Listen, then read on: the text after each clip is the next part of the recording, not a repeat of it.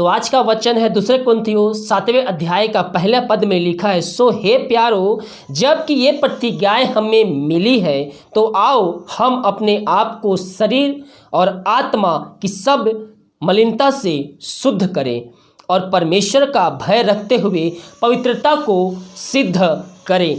पहला यूहन्ना दूसरे अध्याय के 28 पद में लिखा है, निदान हे बाल को उसमें बने रहो कि जब वह प्रकट हो तो हमें हिसाब हो और हम उसके आने पर उसके सामने लज्जित ना हो।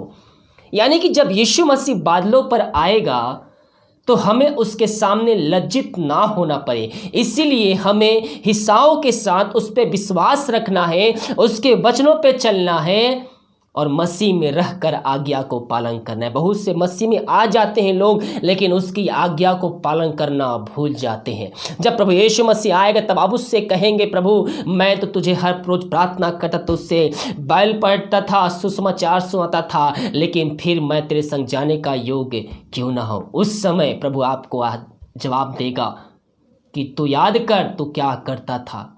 इसलिए अपने आप को उस दिन के लिए पवित्रता के साथ जीवन बिताइए और उसके साथ बादलों पर उठा जाने के लिए तैयार रहे। याकूब 5 के 8 और 9 में लिखा है, तुम धीरज धरो और अपने हृदय को दृढ़ करो क्योंकि प्रभु का शुभ आगमन निकट है। हे भाइयों, एक दूसरे पर दोष न लगाओ ताकि तुम दोषी न ठहरो। देखो हाकिम द्वार पर खड़ा है।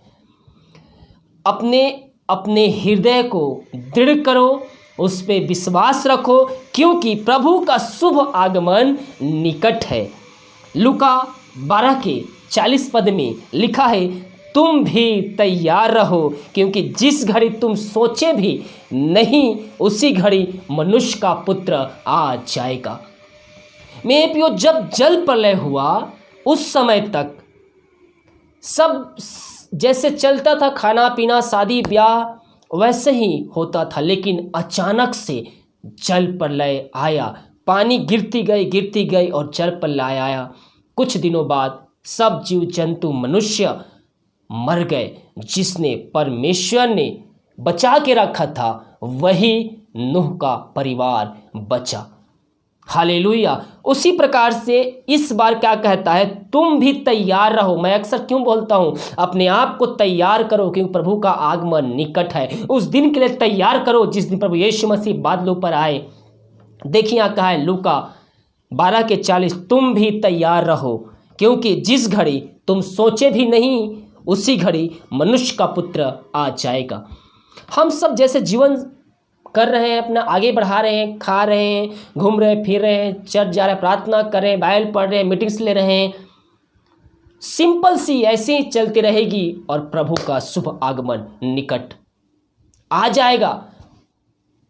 और प्रभु का शुभ आगमन आ जाएगा, पृथ्वी पर बादलों पर जो जीवित है उसके साथ उठा लिए जाएंगे। आपको टाइम भी नहीं मिलेगा, ये पलक झपकते ही ये सारी बातें हो जाएगी। इसीलिए बाइबल कहती है तुम भी तैयार रहो, जब वो आए तो पलक झपकते ही आप सभी बादलों पर उठा लिए जाए। आपको टाइम नहीं मिलेगा। यीशु मसीह आएगा, भैया खाना खा लेता हूँ, चाय पी लेता हूँ, नाश्ता कर लेता हूँ, ये नहीं। आप खाना खा रहे होंगे, चाहे नहा रहे होंगे, चाहे घूम रहे, चाहे फिर रहे होंगे, चाहे जो कुछ भी कर रहे हैं, जब वो आएगा आप उठा लिए जाएंगे। कौन? जो यीशु मसीह के साथ रहता है, उसकी आज्ञा को पालन करता है, उसके वचनों पर चलता है, उसके वचनों का उद्धार करता स्वीकार करता है, वो पलक झपकते हैं उसके साथ बादलों पर उठा लिया जाएगा। एक वचन और हम देखेंगे, पहला थिस्सलुनीकियों 4 के 16 और 17 में लिखा है, क्योंकि प्रभु आप ही स्वर्ग से उतरेगा, उस समय ललकार और प्रधान दूत का शब्द सुनाई देगा और परमेश्वर की तुरही फूंकी जाएगी और जो मसीह में मरे हैं वे जी उठेंगे। तब हम जो जीवित हैं वो बचे रहेंगे, उनके साथ बादलों पर उठा लिए जाएंगे, हवा में प्रभु से मिलेंगे और इस रीति से हम सदा प्रभु के साथ रहेंगे। कौन लोग उठा लिए जाएंगे? यहाँ पर लिखा है तब हम जो जीवित हैं वो बचे रहेंगे, यानी कि जो मुर्दे हैं वो सर्वप्रथम जीवित हो जाएंगे और जो जीवित है वो बचे रहेंगे उसके साथ बालों पर उठा लिए जाएं कि हम प्रभु से मिले।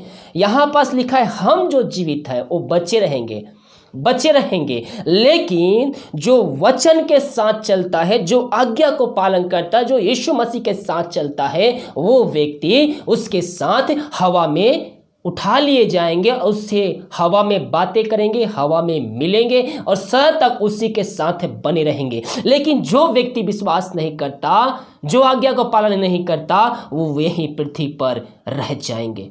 और जब उठा लिए जाएंगे, बहुत से ऐसे लोग होंगे जो मसीह में रहेंगे, बाइबल पढ़ते होंगे, प्रार्थना करते होंगे, चर्च भी जाते होंगे, लेकिन फिर भी वो इसी पृथ्वी पर रह जाएंगे। क्यों? क्योंकि वो वचन आज्ञा पालन नहीं करते हैं।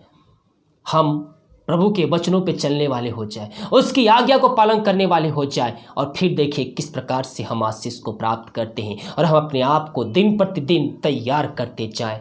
हालेलुया। इन वचनों के द्वारा प्रभु आप सबको आशीष दे। इस वीडियो को सभी जगह शेयर कीजिए ताकि और लोग इन वचन के द्वारा आशीष को प्राप्त कर सके।